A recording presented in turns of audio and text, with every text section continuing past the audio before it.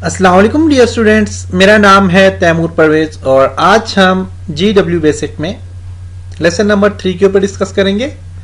आज के इस लेसन में हम एक सिंपल प्रोग्राम बनाएंगे जिसका हम स्क्रीन पे प्रिंट निकालेंगे या फिर उसको एग्जीक्यूट या रन करेंगे। तो कोई भी स्टेटमेंट आप लिखने के बाद आप उसको एग्जीक्यूट करवा सकते हो GW बेसिक में। तो इसका तरीकाकार क्या होगा इसके ऊपर डिस्कस करेंगे। तो आज का लेसन नंबर जो 3 आज के लेसन में हम देखते हैं first user interface of GW basic का फर्स्ट यूजर इंटरफेस देखेंगे and how to print or execute the program को प्रिंट या एक्सिक्यूट कैसे करवाते हैं and how to print the multiple statement और मल्टीपल स्टेटमेंट को आप कैसे प्रिंट निकलवाते हैं या फिर आप उसको प्रोग्राम को रन या एक्सिक्यूट कैसे करवाते हैं, इसके ऊपर डिस्कस करेंगे। तो प्रोग्रामिंग में जब मैं प्रिंट का नाम यूज करूं तो इसका मतलब ये होता है कि मैं उस चीज को सामने डिस्प्ले करवा रहा हूं, आपको ये डिस्प्ले करवाना चाह रहा हूं। तो इसका मतलब ये नहीं है कि मैं प्रिंटर के थ्रू आपको प्रिंट निकाल के सामने दिखाऊंगा, बल्कि सिर्फ मैं आपको डिस्प्ले करवाऊंगा उस चीज को। ओके, तो GW बेसिक के लिए जो सॉफ्टवेयर है, मैंने प्रीवियस लेसन में आपको इंस्टॉलेशन सिखाई थी, उसकी डाउनलोडिंग भी सिखाई थी। तो आप ओपन कैसे करते हैं सॉफ्टवेयर को, उनके ऊपर डिस्कस किया था। तो मैं अपने सॉफ्टवेयर को ओपन करता हूं। क्यों B64X32 पे मैं काम करूंगा, आप भी अगर चाहते हैं तो आप इसी पे काम करें। अदरवाइज आप GW बेसिक अगर आप पास है या फिर आप विंडो 7 यूज कर रहे हैं, सॉरी विंडो XP यूज कर रहे हैं, तो आप इंस्टॉल कर लें। और उसके अलावा विंडो 8 और विंडो 7 में कैसे इंस्टॉल होता है GW बेसिक में, वो भी आपको टेक्निक्स बताइए। तो आप अगर इंस्टॉल करना चाहते तो आप उसको इंस्टॉल कर सकते हैं। तो मैं यहाँ पे आपको जो है तो इसके बारे में डिटेल से समझाऊंगा। तो जो कुछ मैं यहाँ पे करूंगा वही सारे काम आप GW बेसिक में भी कर सकते हैं, इतना बड़ा इश्यू कोई भी नहीं है। ओके, तो मेरे पास सामने आपको नजर आ रहा होगा GW बेसिक का एक सॉफ्टवेयर सामने नजर आ रहा है, कंपाइलर। इस कंपाइलर में सबसे ऊपर आपको यहाँ पे नजर आ रहा है ये जो चीज है, ये इसको कहते हैं EF प्लस मेन्यू बार है। मेन्यू इसमें काफी सारे, ये सारा का सारा आपके पास वर्किंग एरिया है।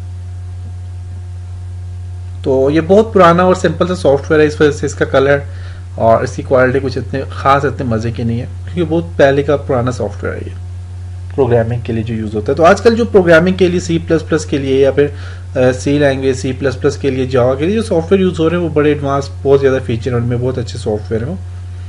और ये भी ठीक सॉफ्टवेयर है आपके GW बेसिक के लिए। मजे की बात है, पोर्टेबल सॉफ्टवेयर, आपको इंस्टॉल करने की जरूरत नहीं पड़ती, डायरेक्ट आप उसे ओपन कर सकते हैं। तो इसका जो फर्स्ट प्रोग्राम लिखते हैं, तो फर्स्ट प्रोग्राम का तरीका करके आपने जो भी प्रोग्राम अगर आप लिखते हैं, जो भी प्रोग्राम आपने लिखना है, तो आप प्रोग्राम लिखने के लिए सबसे पहले आप उस पर लाइन नंबर दें। लाइन नंबर देंगे तो आपका प्रोग्राम आप आसानी से लिख सकेंगे। तो इसके अलावा और जो सॉफ्टवेयर हैं जो कि आजकल नए मार्केट में अवेलेबल है सॉफ्टवेयर, तो उनमें लाइन नंबर खुद ही इंसर्ट होती जाती है। आप जिस प्रोग्रामिंग करते हो, लिखते हो, तो लाइन नंबर खुद ही उसमें आती रहती है। लेकिन यहाँ पे सिंपल सॉफ्टवेयर है और ओल्ड वर्जन सॉफ्टवेयर है, तो इसमें लाइन नंबर हमने खुद देनी है इसके लिए। तो इसके लिए कुछ कमांड यूज होती हैं।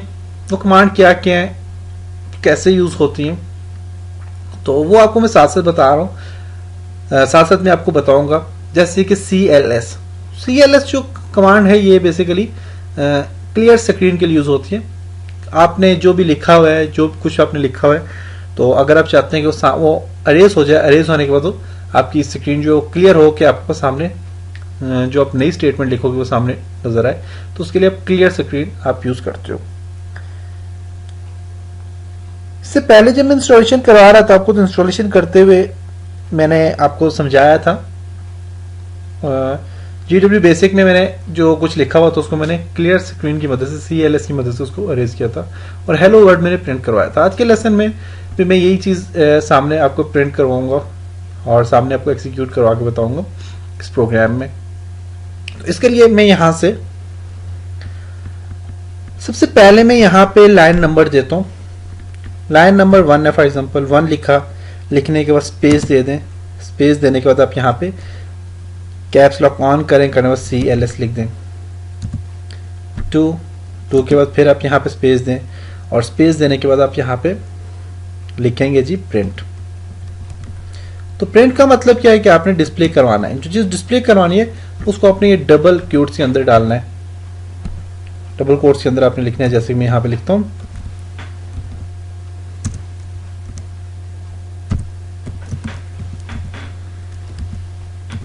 हेलो पाकिस्तान, एंटर करता हूँ, नीचे आता हूँ। हेलो पाकिस्तान लिखने के बाद मैं यहाँ पे लिखता हूँ 3, स्पेस देता हूँ और मैं इसे क्या करूँगा, आप यहाँ से यहाँ पे आप लिखते हैं इसको, एंड करके देखते हैं, एंड लिखें, देखते हैं एंड में क्या होगा। ओके, प्रोग्राम को रन करने के लिए हम यहाँ पे रन पे क्लिक करें और रन के लिए आप F5 प्रेस करेंगे, स्टार्ट डिटेक्टेड, और यहाँ पे आपने F5 प्रेस करेंगे तो आपका प्रोग्राम रन होना स्टार्ट हो जाएगा। क्रिएटिंग हो रही है .exe फाइल, exe फाइल सी क्रिएट हो रही है, मीन exe फाइल सी बन रही है, फिर आप बस यहाँ पे रन हो जाएगा प्रोग्राम। तो आपको यहाँ पे नजर आ रहा होगा कि आप बस यहाँ पे देख सकते हैं हेलो पाकिस्तान लिखा हुआ आपको नजर आ रहा होगा, हेलो पाकिस्तान यहाँ पे लिखा गया, देख सकते हैं आप। तो ये टेक्निक है जी, आप कोई भी प्रोग्राम कैसे रन करवा सकते हैं। अच्छा, मेरे पास यहाँ पे ये प्रोग्राम मेरे पास रन हो गया और मैंने लिख लिया इस पे। अब मैं चाहता हूँ कि यार मैं तो यहाँ पे इसके बीच में जो है तो कोई स्टेटमेंट लिखना चाह रहा हूँ, कुछ और भी लिखना चाह रहा हूँ, तो उसके लिए मैं क्या करूँगा, एंटर, इसको एंटर करता हूँ मैं, सॉरी एंटर करता हूँ, नीचे ले आता हूँ और यहाँ पे ऊपर मैं लिखता हूँ। अब यहाँ पे ऊपर लाइन नंबर में क्या लिखूँ, 1 2 3 तो मैंने लिख चुका हूँ। तो इसका तरीकाकार यह है कि आप यहाँ पे नीचे वाले को 4 करके ऊपर वाले को 3 कर दें, लेकिन जो सही इसका तरीकाकार है वो ये है कि आप प्रोग्राम लिखते हुए आपने क्या करना है कि आप जब भी प्रोग्राम लिखें तो आप 10 से स्टार्ट करें। 10 में मैं लिखता हूँ यहाँ पे CLS, 20 में मैं लिखता हूँ प्रिंट हेलो पाकिस्तान। ओके, 20 के बाद मैं यहाँ पे लिखता हूँ 30, एंड कर देता हूँ प्रोग्राम को। अब इसके बीच में मेरे पास कुछ स्पेस तो है ना, 20 और 30 के बीच में मेरे पास 10 लाइन्स का डिफरेंस है, मीन 10 लाइन और मैं यहाँ पे इसके नीचे लिख सकता हूँ इनके बीच में। तो अब यहाँ पे मैं ऊपर लिखता हूँ इसमें 25 और 25 में फिर मैं प्रिंट करवाता हूँ। काफ़ी सारे स्टेटमेंट को आप प्रिंट करवा सकते हैं। This is my first program. Okay, इसको रन करवाता हूँ। रन करने के लिए आप F5 प्रेस करेंगे कीबोर्ड से, exe फाइल क्रिएट होगी और आपके पास प्रोग्राम सामने आ जाएगा। Hello Pakistan, this is my first program. Untitled program है, सेव करना चाहें फाइल में जाएं, सेव पे क्लिक करें। untitled.bas है, .bas को आप रहने दें। BAS का मतलब है बेसिक। मैं यहाँ पे लिखता हूँ फर्स्ट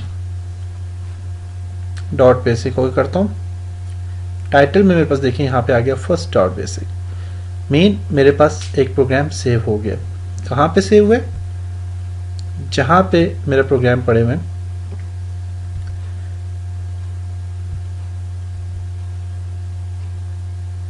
फर्स्ट डॉट बेसिक के नाम से मेरे पास एक प्रोग्राम आ चुका है।